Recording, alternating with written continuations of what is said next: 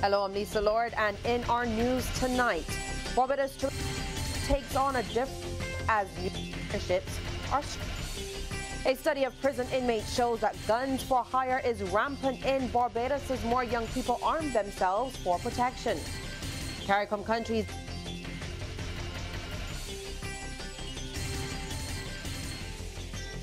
Hundreds of school children participate in African awareness celebrations. And in sports, Amber Joseph does Barbados proud with a 7th place finish at the World Cycling Championships. Broadcasting from our studios in the Pine St. Michael, this is CBC News Night, starting now.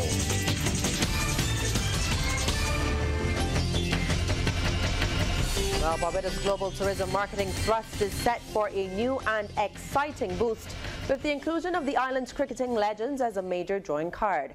It's all part of efforts by the Ministry of Tourism to add some fresh elements to the island's tourism offerings for both new and repeat visitors. Our Ryan Broom was able to get some insight during the second major loyalty visits reception held this year for repeat visitors over at Lancaster Great House in St. Thomas.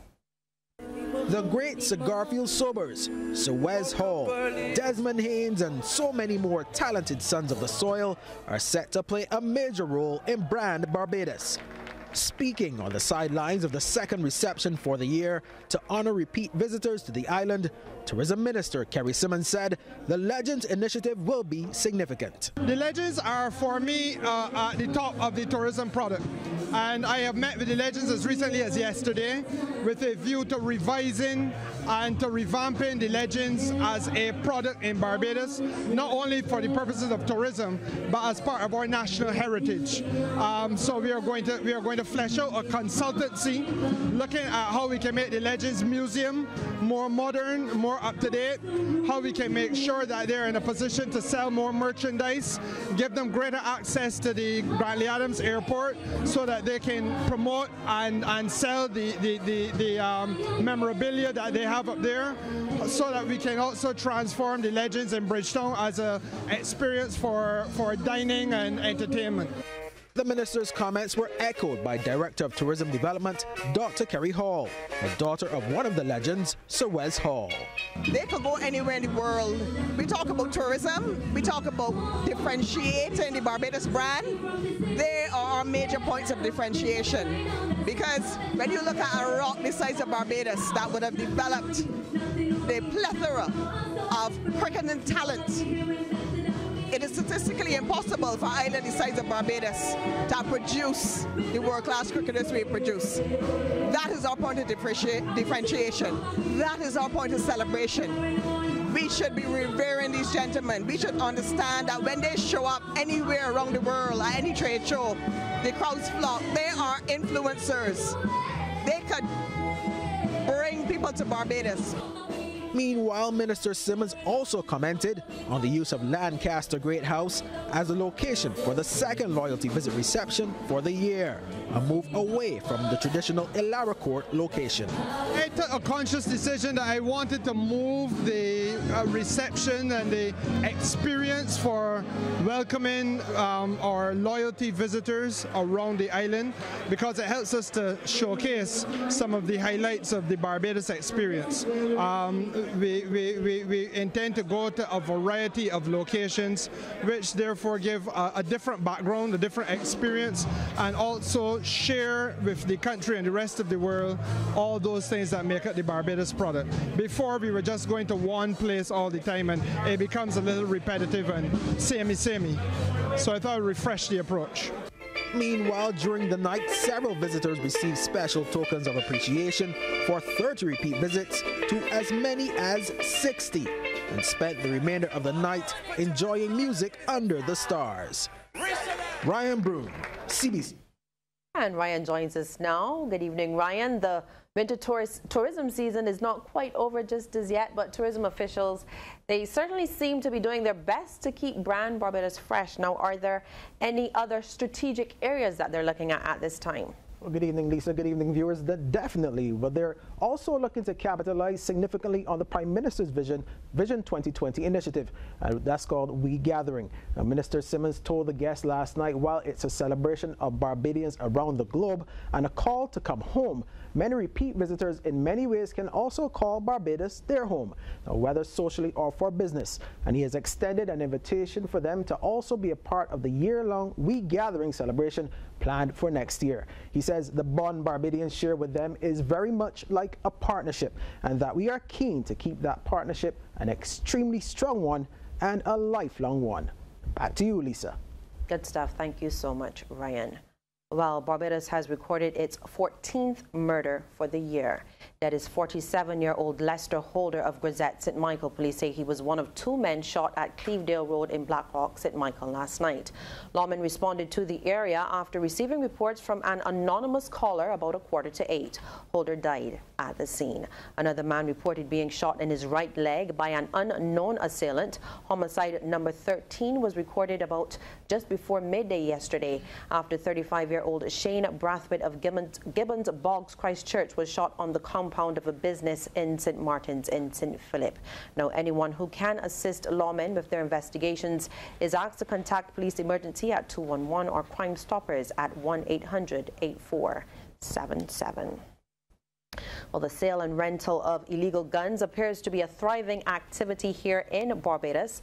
Based on a study done at the prison, some people are willing to pay as much as $10,000 to buy an illegal firearm. And this was revealed by Director of the Criminal Justice Research Unit, Cheryl Willoughby, during yesterday's national consultation on the social response to crime. We spoke of being in groups where firearms can be easily obtained and passed from one person to another if you are a member of a particular circle or group. Inmates revealed that they were prepared to spend as much as $10,000 to purchase a firearm, and firearms are rented on some occasions. And that study involved 200 inmates who were incarcerated for gun-related offenses. The respondents, who were all under the age of 30, said that they either used or carried a firearm for their protection. Meantime, government is on a mission to help the most vulnerable in society. Minister of People Empowerment and Elder Affairs Cynthia Ford is noting that a key component of this will be ending the cycle of poverty in families. And the minister was the featured speaker at that national consultation. The Honourable Prime Minister has mandated that the Ministry of People Empowerment and Elder Affairs undertake a household rapid poverty assessment aimed at gathering information on the living conditions of the poor and vulnerable in the society and ranking them according to the most needy in order to offer them the necessary assistance. Well, we've got a major update tonight on a story that caught the attention of the nation last year. Now, last September, CBC's Shane Jones was following developments where St. Michael's single mother was at a standoff with the Ministry of Education. The contention was over whether she could continue to homeschool her son. And Shane joins us live now from the News Center to bring us up to speed with the latest on that situation. Good evening, Shane. Hi, good evening, Lisa. Well, let me first take you back a bit to remind you of the circumstances surrounding the issue. Now, at the time of the impasse with the mother, you might remember, the Ministry of Education had said she could not homeschool her son because she failed to show up at an assessment meeting and she wasn't keeping with the curriculum. But on the flip side, the mother was claiming she took her son out of school because of what she described as excessive physical bullying that led to numerous doctor bills. Now, what's important to note, Lisa, is that the father came out and rejected that story, saying it was fabricated, and he had sided with the ministry at the time. No, Shane, if memory serves me correct, the father said that those claims by the mother were a normal occurrence. Yeah, that's exactly correct. In fact, he said they followed a pattern of the child's time in primary school where he attended 3 different institutions because of similar allegations. So, Lisa, here's the update. I spoke to a source who is extremely close to the situation. The now 13-year-old boy has been removed from the African Heritage Foundation and has been placed at the New Horizon Academy by court order. That's the same school that was proposed for the child last year by the ministry. However, I must say here that in the ruling, the judge pointed out that the decision was not a negative judgment on the African Heritage Foundation's work. I've also learned that the High Court ordered that the father be granted full care and control of the child. Now, even though visitation rights weren't ordered by the court, I'm told the father still allows the mother to visit. This order came down around a week ago, and from all reports, the boy is comfortable and happy at the new school. So it seems as though, thankfully, some good has come out of the entire situation, and that's that major update, Lisa.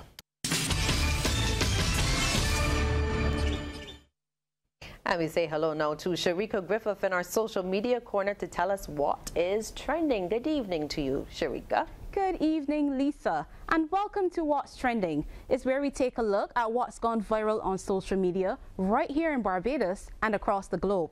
And tonight, many people are still talking about those two shooting deaths hours apart yesterday. There continues to be heightened concern among our Facebook community about these incidents, like St. Joseph and Orrin Baker.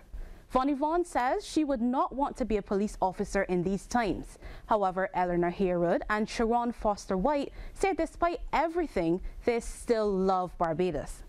Now, during the national consultation on crime, which we mentioned earlier, Deputy Commissioner of Police Erwin Boyce revealed that social media is being used more by people to help them commit crimes. I'm not surprised. People all over the world are using social media for heinous acts and mischief, like a new disturbing challenge that's scaring young children and allegedly encouraging them to harm themselves. Seen here in this CBS News video.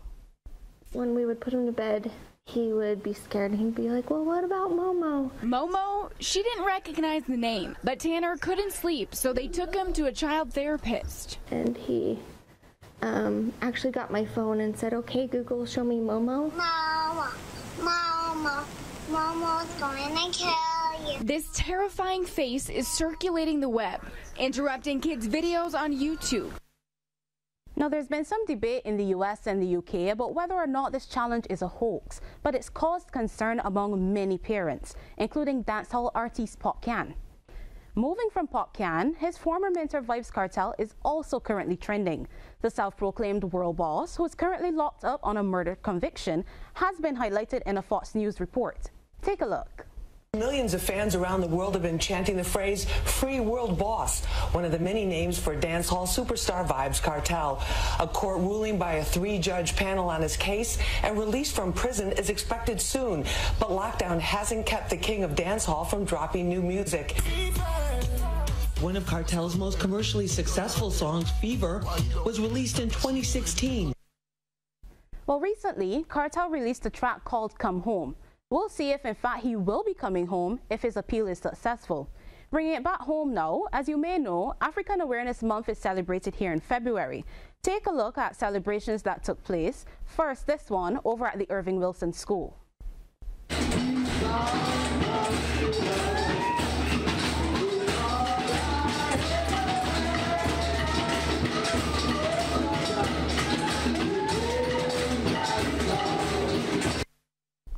Thanks to viewer Lisa from St. Philip for that video. Then there's this video from the Ann Hill School.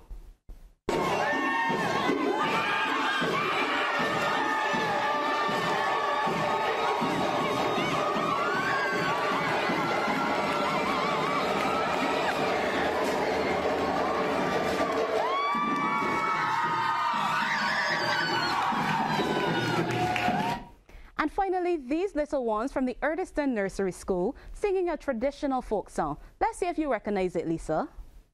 Come down the fire, come down with the shoes and stockings, come down with the clean stockings, come down with the drop off, come down with the fire, come down with the shoes and stockings. Boy, that one really takes me back. I think I'll have to practice some of those moves. And we'll have more on those African awareness celebrations later in the news.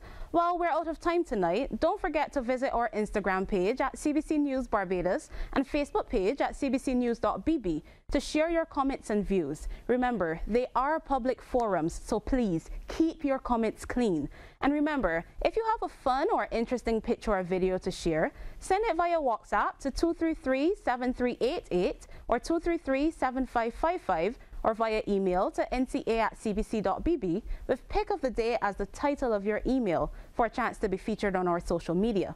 We'll see you tomorrow for another look at what's trending. Now, quiz time, Lisa. Did you recognize that nursery rhyme? Really, Sharika? Of course I did. It's John Belly Mama. Oh, A+. Well done. Thank you so much. Thank you so much, Sharika.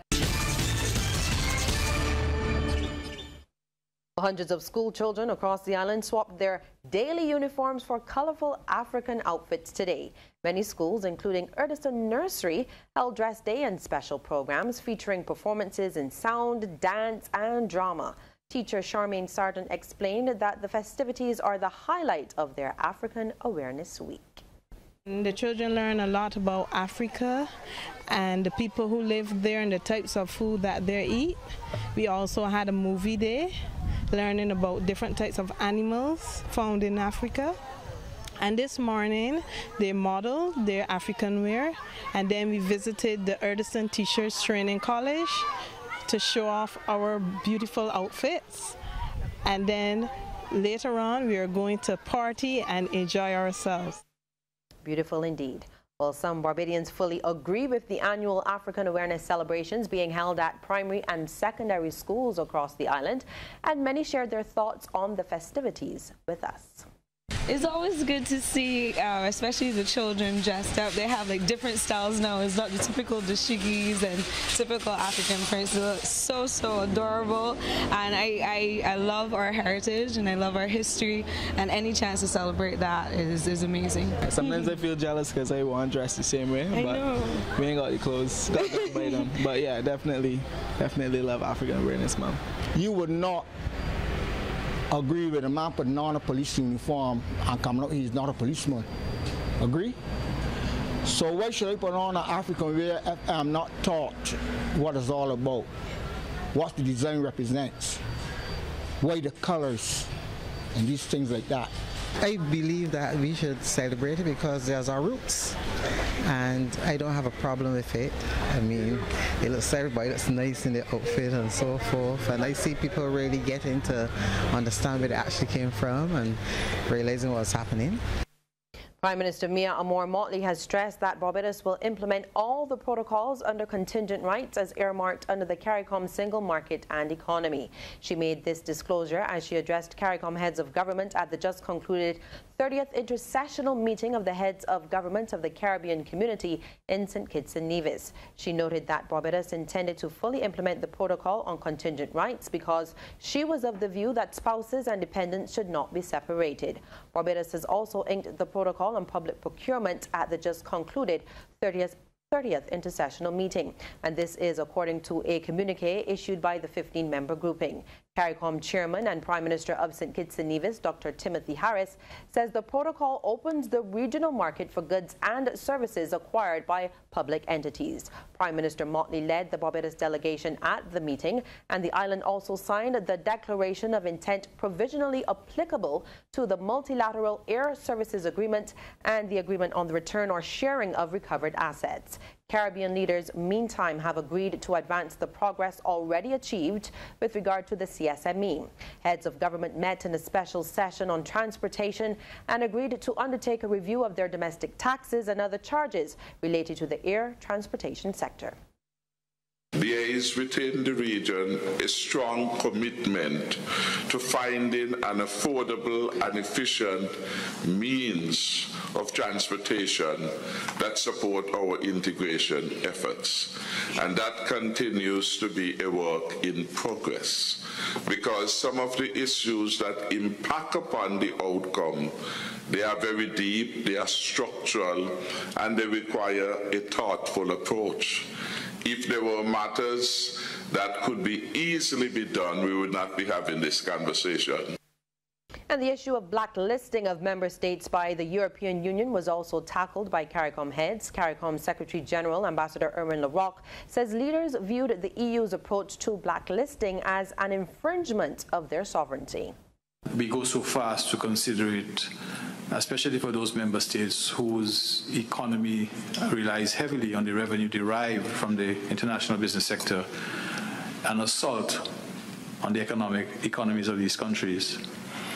We discussed, I should say to you that a team went to visit Romania, and also Brussels had discussions.